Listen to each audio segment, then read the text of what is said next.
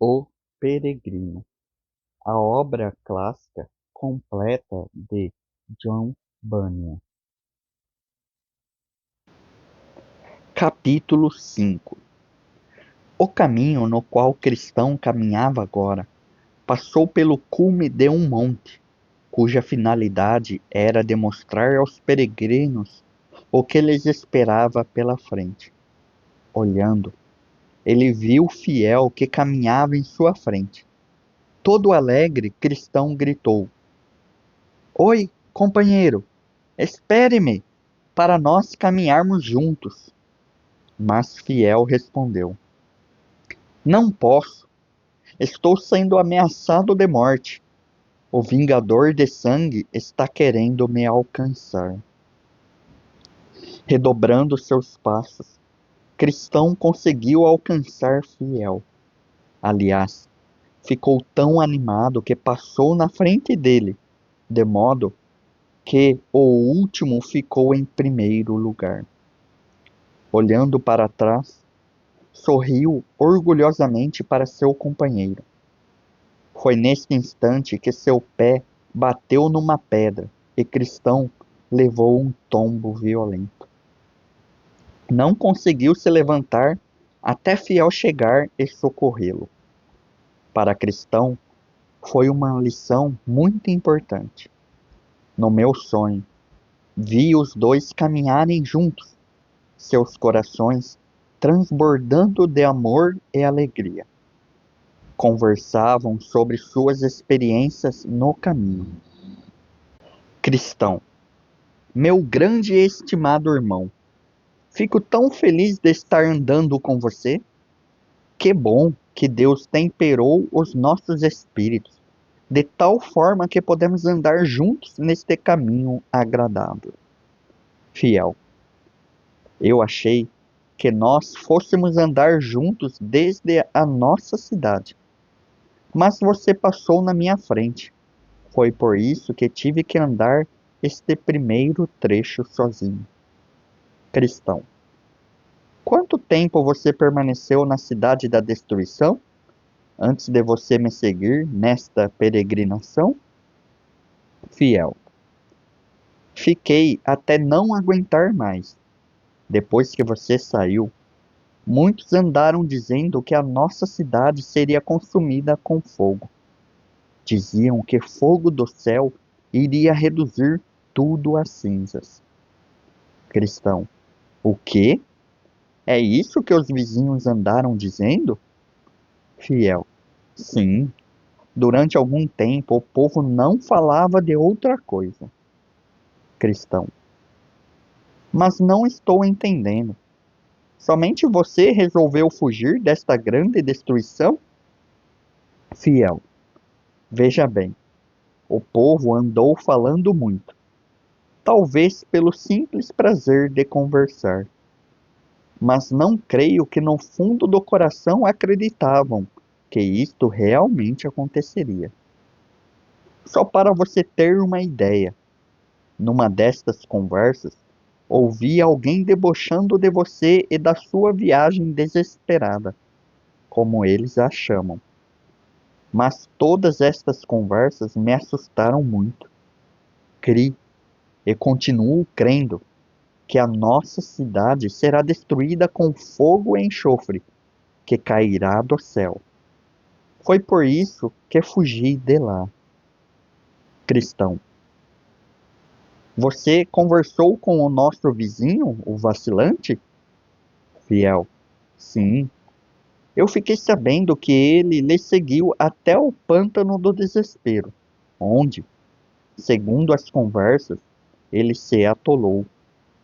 Ele sempre negava tudo isso, mas creio que estava mentindo, pois voltou todo cheio de lama. Cristão, o que os vizinhos lhe disseram? Fiel, todos zombam dele. Ele perdeu o respeito de todos e ninguém quer ficar perto dele. Na realidade, a situação dele é 7 vezes pior do que estava antes de sair da cidade para depois voltar. Cristão, Mas por que as pessoas estão agindo assim, já que também desprezam o caminho pelo qual ele saiu? Fiel. Aí que está. O que se ouve é: este sujeito deve ser enforcado.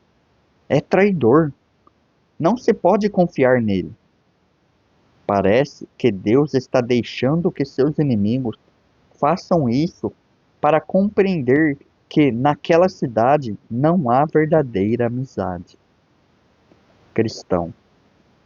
Antes de você sair de lá, deu para conversar com ele? Fiel. Uma vez eu o encontrei na rua, mas ele debochou de mim. Parecia que estava com vergonha de ser visto comigo. Aí eu nem tentei conversar com ele. Cristão. Quando eu primeiro saí de lá, tive esperanças por aquele homem, mas agora temo que seu fim será junto com o povo daquela cidade. Ele agiu conforme o ditado. O cão voltou ao seu próprio vômito e a porca lavada voltou a revolver-se na lama. Fiel. Eu penso a mesma coisa, mas o que se pode fazer num caso desses? Cristão. Bem, vamos deixar o nosso vizinho, já que não há nada que podemos fazer para ajudá-lo, e conversar sobre coisas mais recentes. Gostaria de saber um pouco sobre algumas de suas experiências no caminho.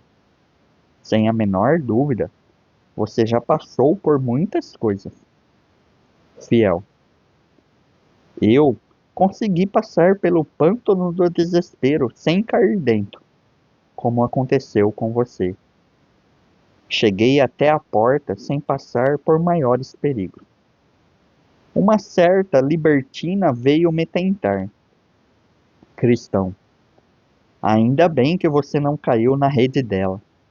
Ela fez o possível para pegar José também, quando trabalhava na casa de Potifar. Se tivesse cedido, seguramente teria morrido. Mas o que ela fez? Fiel. Para começar, aquela mulher tem uma lábia fabulosa. Disse-me que se eu saísse com ela, a minha vida seria uma maravilha. Cristão. Mas uma coisa que ela não prometeu foi uma consciência tranquila, não é verdade? Fiel. De fato, tudo que ela prometia, a minha carne desejava. Cristão. Graças a Deus, você não caiu. Quem aborrece ao Senhor cai na rede dela. Fiel. Mas não sei se eu me livrei totalmente dela. Cristão. Como assim? Você não cedeu às pressões dela. Fiel. De fato não cedi. Mas eu me lembrei de umas palavras que uma vez li. Os seus pés descem à morte. Os seus passos levam ao inferno. Eu fechei os olhos para ela não me enfeitiçar com seu olhar. Ela me falou muita coisa, mas eu fugi dela. Cristão. Então você não teve outras dificuldades até chegar aqui? Fiel. Tive sim. Quando cheguei no Morro das Dificuldades, me dei com um homem muito idoso. Ele me perguntou quem eu era e para onde ia. Eu lhe disse que era peregrino e que estava indo para a cidade celestial. Então, ele me disse que tudo indicava que eu era uma pessoa honesta. Queria que eu fosse morar com ele. Prometeu me dar um bom salário. Eu lhe perguntei como se chamava e onde morava. Ele respondeu que seu nome era Primeiro Adão e que residia na cidade de Engano. Aí eu perguntei o que ele fazia e quanto ele me pagaria. Ele me disse que seu serviço era de dar muitos prazeres. E meu salário seria o prazer de ser seu herdeiro. Fiz outras perguntas, inclusive sobre as servas que trabalhavam em sua casa. Ele me explicou que em sua casa havia todos os prazeres imagináveis e que suas servas, na realidade, eram as filhas que havia gerado.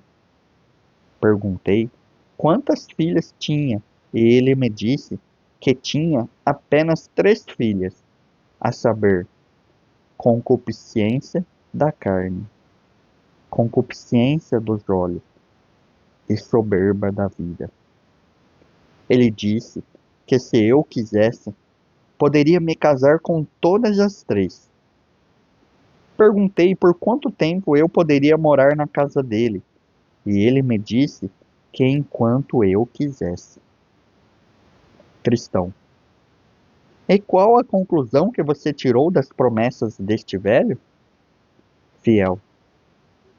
Para falar a verdade, de início me senti tentado a morar na casa dele, pois ele foi muito educado comigo. Mas aí eu vi escrito em sua testa: deixe de lado o velho homem com os seus feitos. Cristão. E aí? Fiel. Isto me abalou muito. Vi que agora me lisonjeava muito, mas ao chegar em sua casa, seria vendido como escravo. Então eu lhe disse que não queria ouvir mais conversa e que não iria morar em sua casa. Nisso ele começou a ralhar comigo. Disse que iria mandar uma pessoa me perseguir e que acabaria comigo. Eu já estava virando para ir embora, quando ele pegou na minha carne e me puxou com tanta força que gritou: miserável homem que sou! Mas me safei dele e continuei a minha viagem.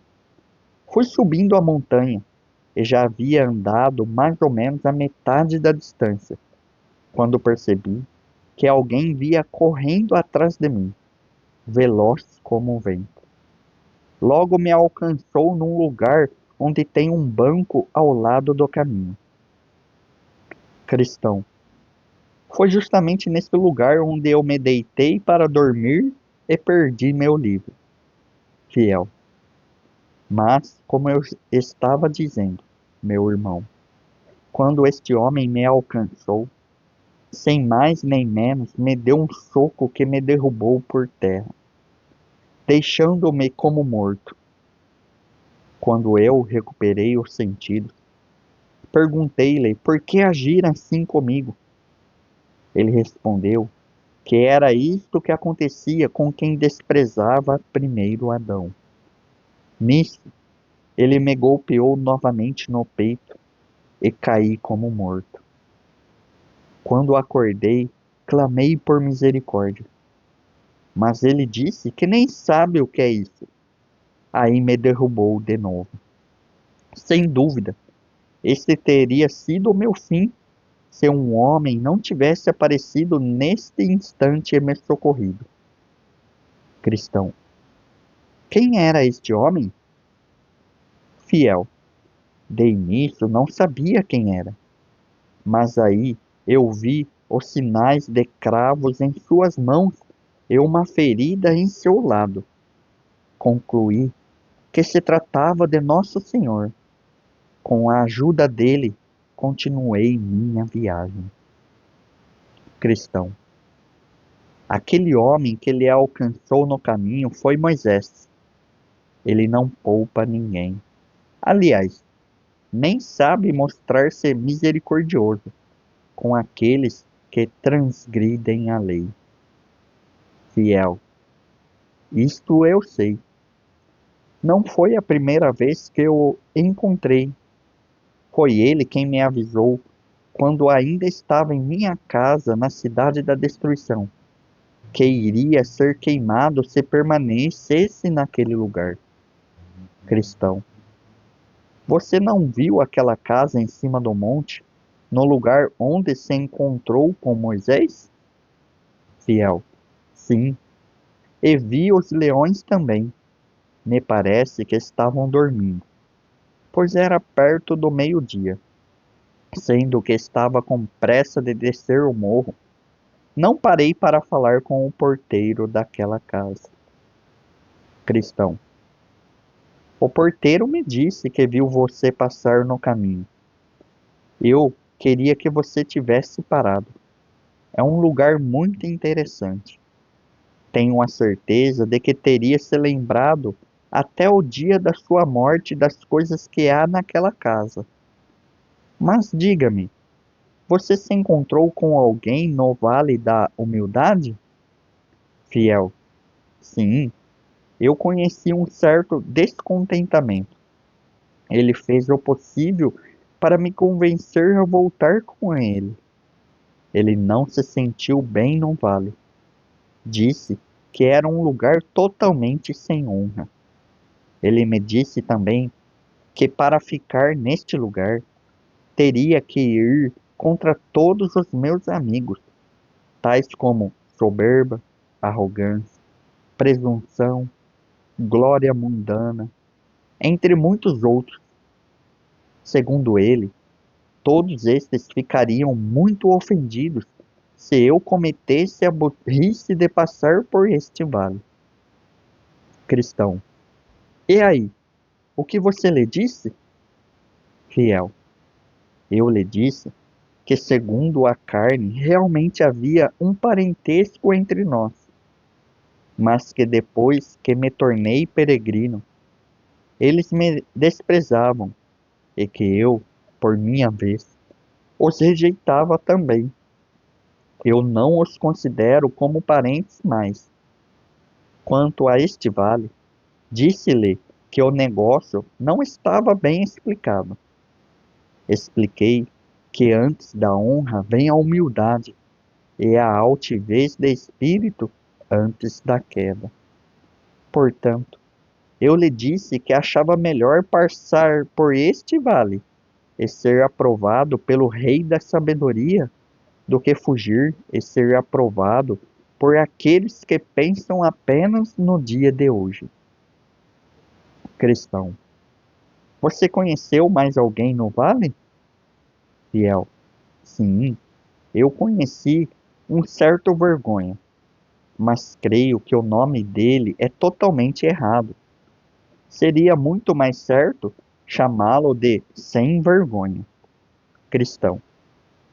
O que ele lhe disse? Fiel. O que ele disse? Ele teve a coragem de falar mal da religião.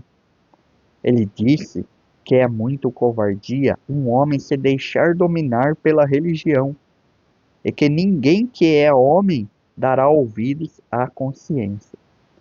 Segundo ele, vigiar as palavras e as ações é a mesma coisa que perder toda a liberdade pessoal. Ele também disse que nenhum homem poderoso, rico ou sábio, jamais concordaria com as minhas ideias, a não ser que alguém conseguisse convencê-los a pensar como eu. Este homem criticou os peregrinos em geral. Disse que é um bando de ignorantes, que não entendem nada sobre as coisas deste mundo. Aliás, ele falou tanta coisa que seria impossível repetir tudo aqui. Ele critica as pessoas que deixam se comover por um sermão e voltam para casa tristes. Segundo ele, foi vergonhoso eu pedir perdão ao meu vizinho por algumas falhas minhas, e pior ainda, fazer restituição nos casos em que cheguei a prejudicar o meu próximo. A religião, no modo dele ver as coisas, faz com que a pessoa fique muito estranha. Cristão. O que você respondeu? Fiel. Dizer o quê? Diante de ideias tão estranhas, fiquei mudo. Vergonha reparou o jeito que eu fiquei, o que para ele foi uma grande vitória. Mas aí eu consegui pensar com mais calma. Lembrei-me de que aquilo que entre os homens é elevado, perante Deus é abominação. Vi que vergonha falava muito nos homens, mas nada em Deus e em sua palavra. Também me lembrei que no dia do grande julgamento, não seremos julgados segundo os espíritos deste mundo, mas segundo a sabedoria e a lei do Altíssimo. Aí, eu cheguei à conclusão de que o caminho de Deus é o melhor caminho, mesmo que todos os homens deste mundo estejam contra. Sendo que a religião e uma boa consciência são coisas de Deus, e sendo que os que são tidos como loucos por causa do reino do céu são sábios, e os pobres que amam a Cristo são mais ricos do que os grandes homens deste mundo. Eu respondi assim: vergonha, saia de perto de mim. Você é o inimigo da minha salvação. Por acaso vou deixar o meu rei soberano para seguir você? De que jeito eu olharia em seu rosto quando ele voltar para julgar o mundo?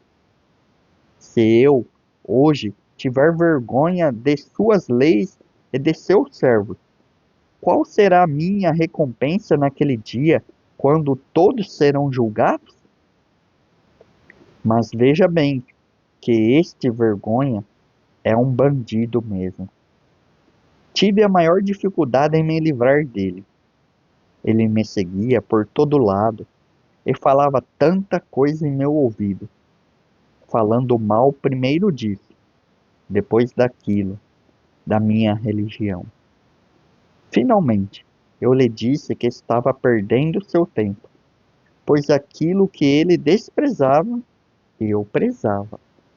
Foi com grande custo que me livrei dele. Cristão, meu irmão, sua coragem com aquele bandido me deixa feliz. Concordo que o nome dele está errado. É incrível como pode ter um sujeito tão audacioso ao ponto de nos seguir nas ruas e fazer o possível para nos envergonhar na frente de todos os homens, pelo fato de estarmos fazendo o que é certo.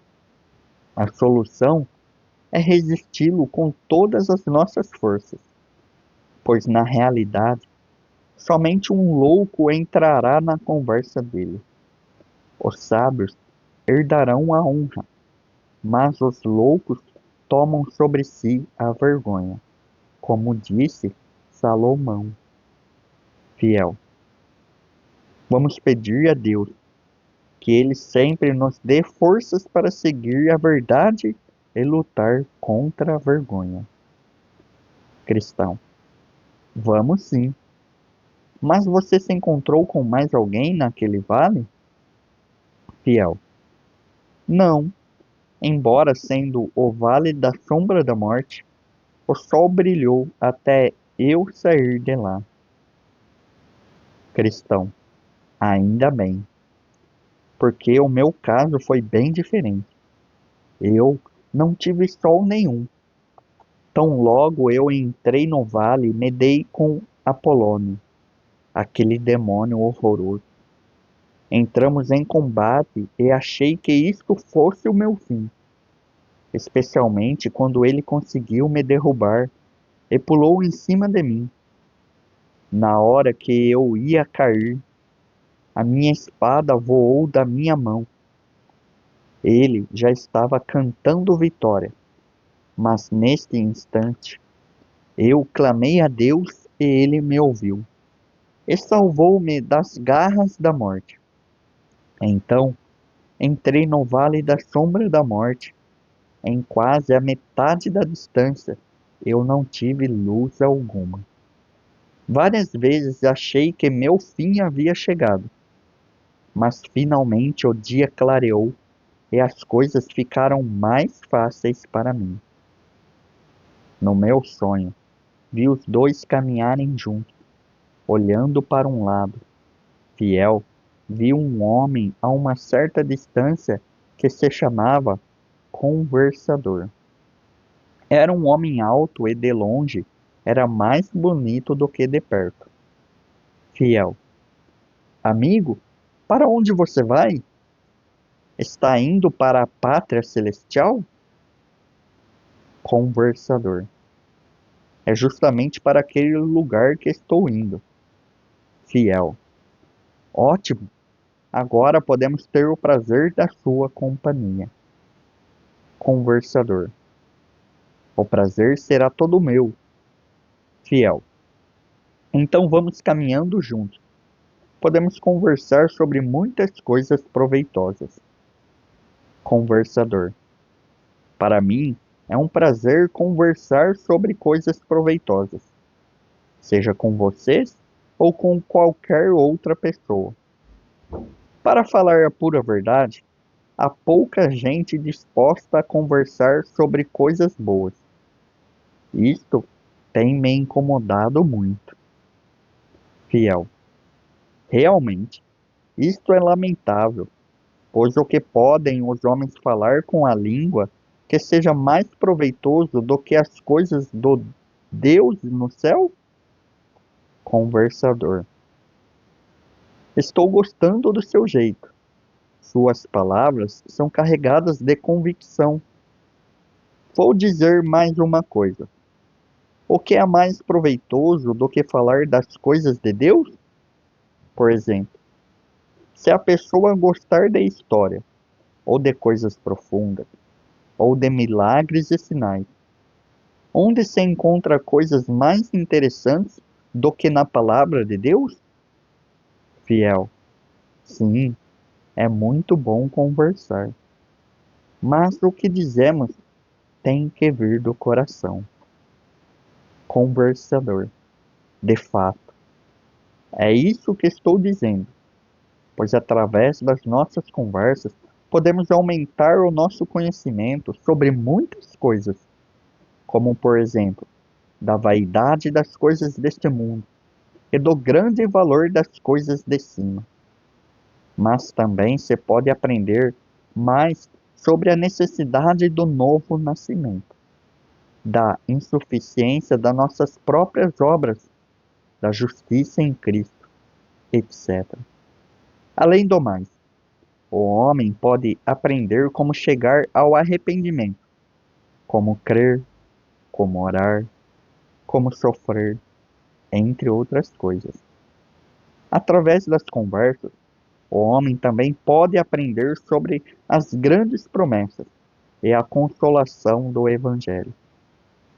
Ele pode aprender bons argumentos para serem usados contra ideias falsas, para assim defender a verdade e instruir os principiantes.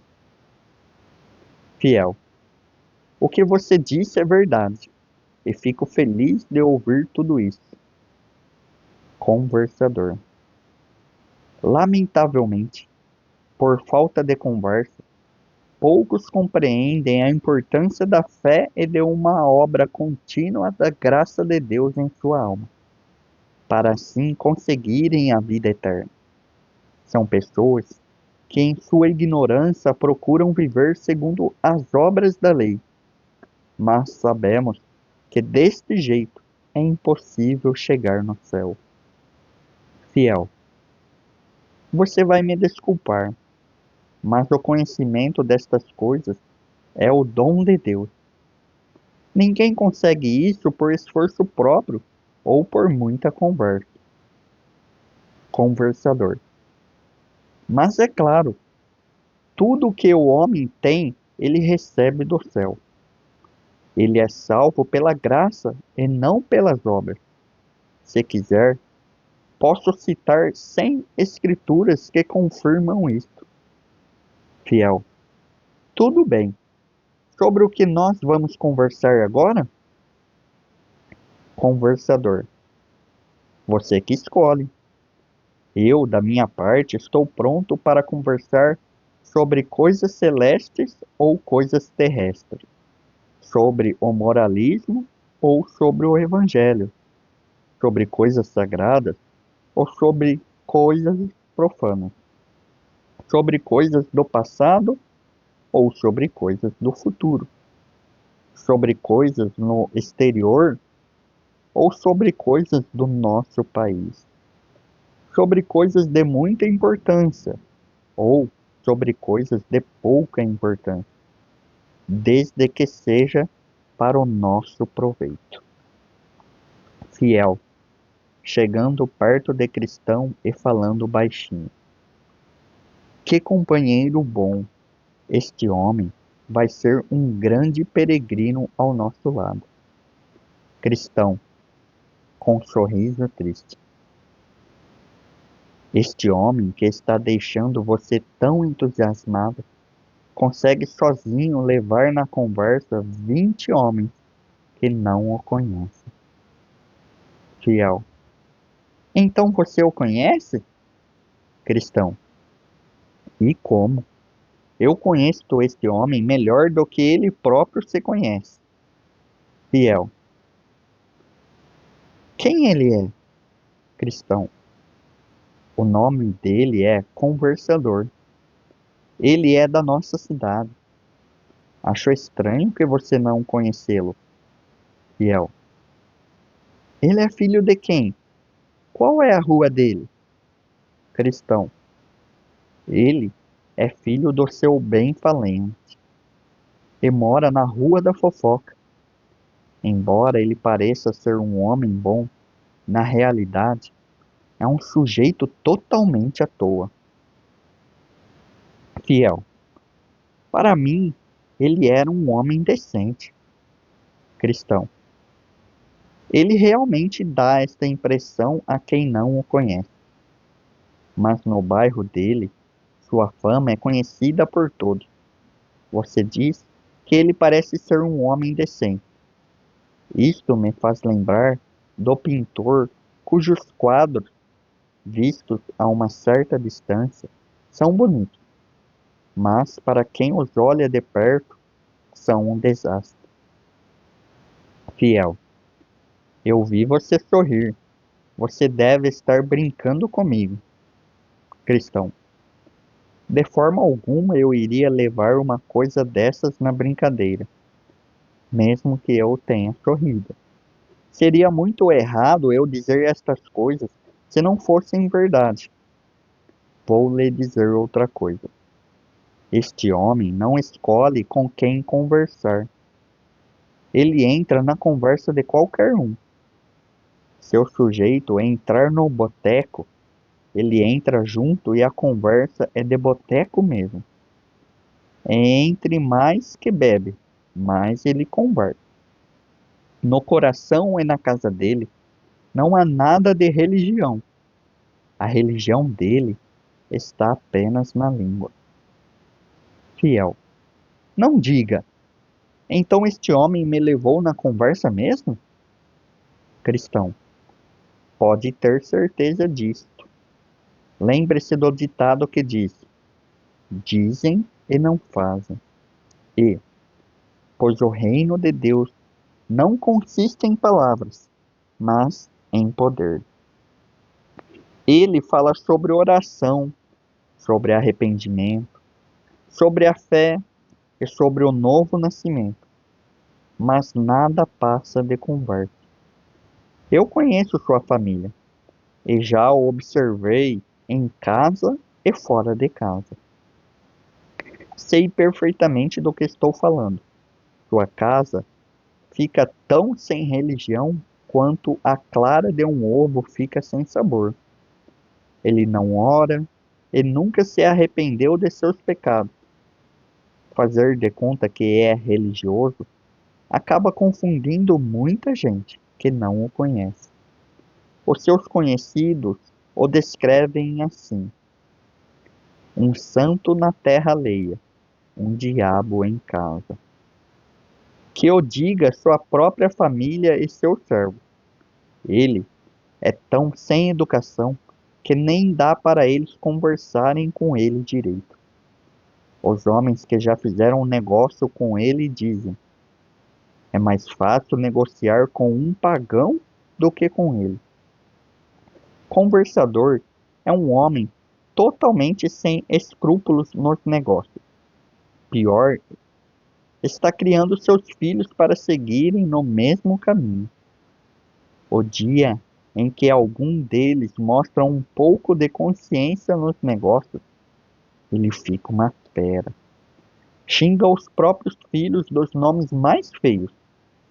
Acredito que ele tenha sido uma pedra de tropeço para muitas pessoas bem-intencionadas. Se Deus lhe conceder mais vida, provavelmente vai continuar com esta obra maléfica dele. Fiel, irmão, eu acredito em tudo que você acabou de me dizer.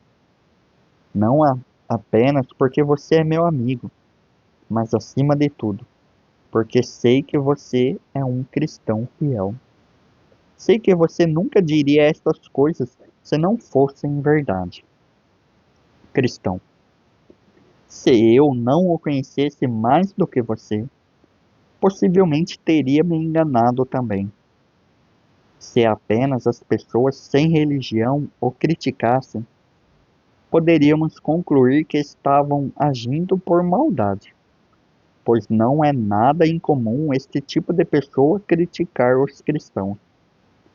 Mas eu, pessoalmente, sei que tudo o que eu disse é verdade, além de outras coisas que nem mencionei.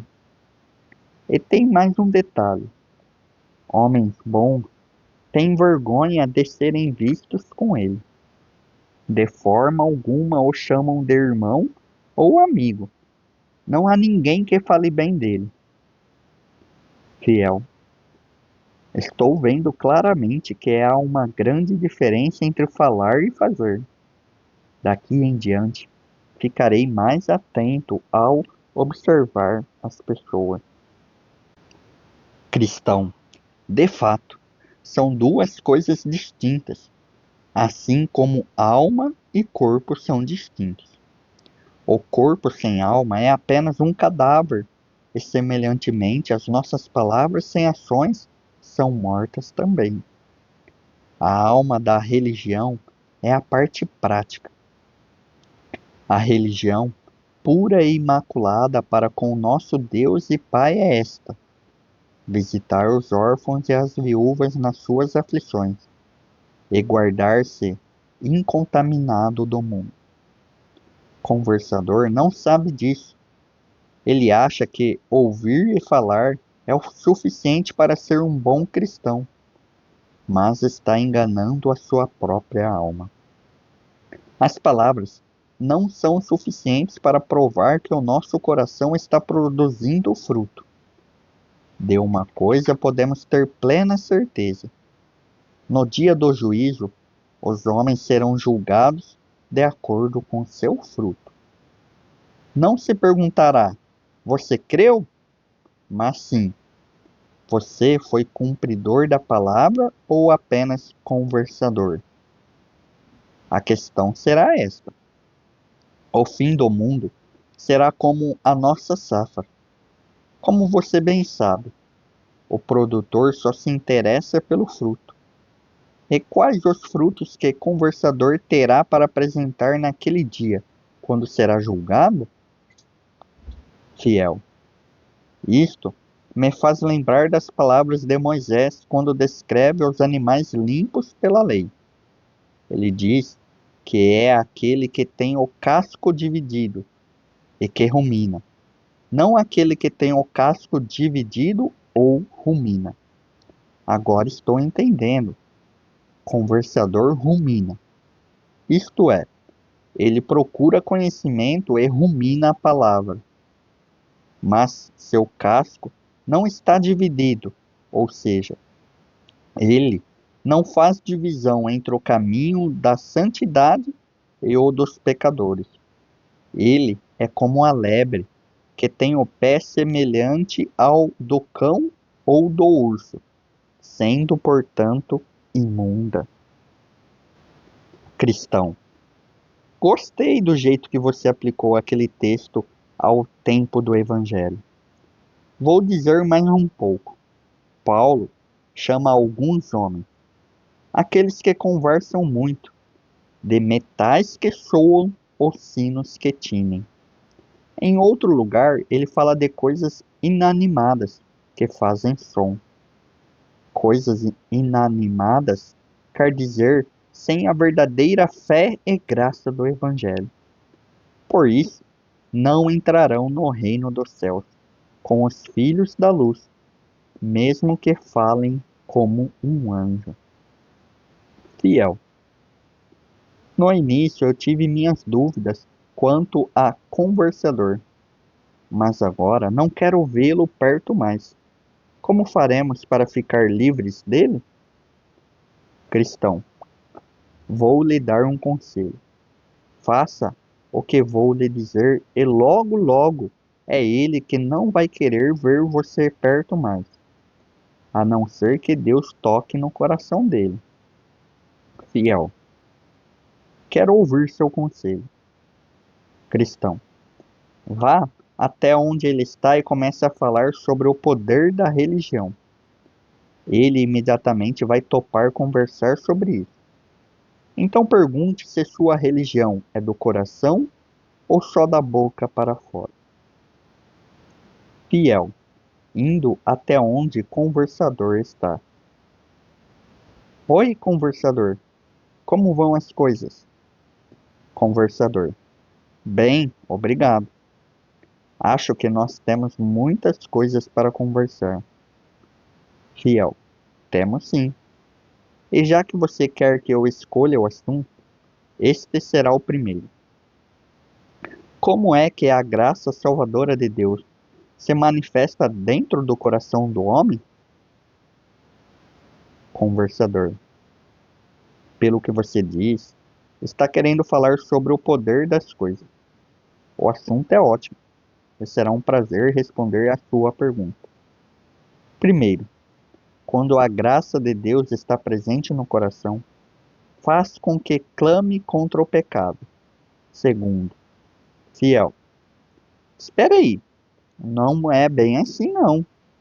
A graça de Deus faz com que a alma aborreça o pecado, e não apenas que clame contra ele. Conversador. Mas qual é a diferença entre clamar contra o pecado e aborrecer o pecado? Fiel. A diferença é enorme. Clamar contra o pecado não é tão difícil, mas ninguém consegue aborrecer o pecado se Deus não colocar este ódio em seu coração. Eu já ouvi muitos homens clamarem bem alto contra o pecado, e no entanto o toleram bem no coração, na casa e na conversação.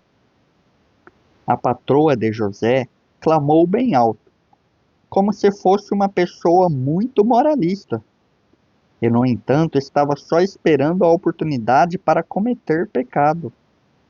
Outros clamam contra o pecado como a mãe que ralha com a filha, mas logo a pega no colo e a enche de beijos. Conversador. Vejo que você está querendo me pegar. Fiel. Não. O que eu estou querendo fazer é pôr tudo em pratos limpos para não haver dúvidas. Mas continuemos a nossa conversa. Qual é a segunda maneira com que a graça de Deus se manifesta no coração? Conversador. Através de muito conhecimento dos mistérios do Evangelho. Fiel. Você devia ter falado isso primeiro. Aliás, não importa, porque também é falso. Pois é possível conhecer muitos profundos mistérios do Evangelho, sem, no entanto, haver uma obra de graça na alma. Sim, é possível conhecer todos os mistérios e toda a ciência, e ainda não ser nada, e portanto, não ser filho de Deus. O próprio Cristo disse: agora que sabeis estas coisas, bem-aventurados sois se as fizerdes. Ele não disse que são bem-aventurados aqueles que apenas sabem as coisas. É preciso fazer. porque é possível saber e não fazer. O homem pode parecer-se com um anjo e não ser cristão. Portanto, aquilo que você disse não é verdade. Aliás, quem dá muita importância ao saber é quem gosta de conversar muito e contar vantagem. Mas seu coração está longe de Deus. Mas, entenda bem, sem conhecimento, o coração não pode ser reto. Há dois tipos de conhecimento: o conhecimento que apenas conhece muitos fatos, e o conhecimento que vem acompanhado com a graça da fé e do amor. O conversador gosta do primeiro e o cristão do segundo. Dá-me entendimento, e guardarei a tua lei, e observá-la-ei de todo o meu coração. Conversador: você está querendo me pegar de novo. Esta conversa não edifica ninguém. Fiel: já que você pensa assim, então diga-me outra maneira na qual esta graça se manifesta. Conversador: não adianta. O seu jeito de entender a graça é totalmente diferente do meu. Fiel: neste caso, você me permite fazer mais uma observação sobre a manifestação da graça? Conversador: permito sim. Fiel: uma obra de graça na alma se manifesta, ora para a própria pessoa, ora para os outros. No caso da própria pessoa, convence-a do pecado, da sua natureza corrupta e do pecado da incredulidade, mostrando-lhe que se não encontrar a misericórdia de Deus através da fé em Jesus Cristo, será condenado. Isto cria nela um sentimento de vergonha, uma tristeza pelo pecado. Mas com isso, ela também enxerga o Salvador do mundo e a necessidade que tem de recebê-lo em seu coração. Ela promete ser sempre fiel a ele. O gozo e a paz que sente no coração será proporcional à fé que tem no Salvador. E o amor que sente por ele fará com que queira conhecê-lo e servi-lo cada vez melhor. Quando a graça de Deus se manifesta na vida da pessoa, os outros também reparam. Primeiro, por sua confissão de fé, e segundo, por sua vida santa. Uma vida santa no coração, uma vida santa na própria família, e uma vida santa no mundo. E agora, conversador, se você não concordou com alguma coisa que eu disse, pode dizer agora. Caso não tenha nada a dizer, permita-me fazer outra pergunta. Conversador: não tenho nada a dizer. Pode fazer a outra pergunta. Fiel: você já experimentou em sua vida pessoal a primeira manifestação de graça? Caso tenha, sua conduta e suas palavras confirmam este fato? Ou a sua religião é restrita àquilo que sua língua fala? Se você quiser responder a estas perguntas, limite-se a dizer apenas aquilo que Deus e sua própria consciência possam aprovar. Pois não é aprovado quem a si mesmo se louva, mas sim aquele a quem o Senhor louva. Além do mais, dizer que você é isso ou aquilo, quando todos os seus conhecidos sabem que não é verdade, seria uma mentira, uma grande maldade. Conversador corando: você quer saber da minha experiência, da minha consciência e do meu relacionamento com Deus? Pois diz que somente Ele é capaz de nos justificar. Este tipo de conversa me é muito estranho. Aliás, não estou disposto a discutir tais coisas. E além do mais, você não é meu professor. Você está tentando me julgar, mas recuso-me a aceitar seu julgamento. A propósito, por que você me fez estas perguntas? Fiel, quando eu lhe conheci, não sabia que tipo de pessoa você era, mas depois soube, através de outros, que sua religião é apenas da boca para fora. Dizem que você é uma mancha no cristianismo, que por sua causa alguns cristãos têm tropeçado e caído. Sua religião anda de mãos dadas com os botecos, com a avareza, com toda espécie de impureza, com palavrões e mentiras, sem falar nas más companhias. Dizem que as prostitutas são a vergonha das mulheres. Você é a vergonha dos cristãos. Conversador. Já que você acredita nas conversas dos outros e julga sem conhecer os fatos, tenho que concluir que é um homem indecente, do qual quero distância. Adeus. Cristão, aproximando-se de Fiel. Irmão, não lhe disse que seria desse jeito? Suas palavras não combinam com as concupiscências dele. Ele acha melhor deixar você do que consertar sua vida. Mas estamos livres dele. Ainda bem. Quem está perdendo com isso é ele mesmo. Se ele tivesse continuado conosco, teria manchado o nosso testemunho. O próprio apóstolo diz que devemos nos afastar deste tipo de pessoa. Fiel. Mesmo assim, não foi tempo perdido o que passamos com ele. Quem sabe ele passe a pensar nas coisas que lhe dissemos? Fui franco e estou livre do sangue dele. Cristão, você fez muito bem em ser franco com ele daquele jeito.